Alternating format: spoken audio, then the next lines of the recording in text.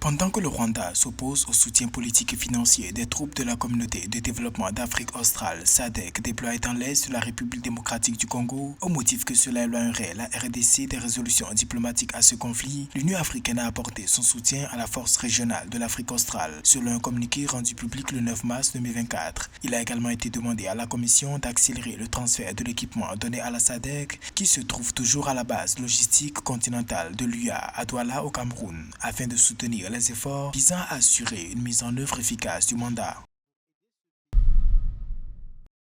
La Communauté économique et monétaire de l'Afrique centrale, CEMAC, veut restaurer la crédibilité de sa commission et des institutions communautaires à l'occasion de la célébration de ses 30 ans. Une commémoration qui sera faite tout au long de l'année 2024 à partir du 16 mars, date de lancement des activités à travers une cérémonie sous le thème 30 ans d'expérience de la CEMAC au service de l'intégration régionale, bilan et perspective. L'événement sera présidé par Faustin Archange Touadéra, président des assises de la conférence des chefs d'État, qui délivrera un message à la communauté.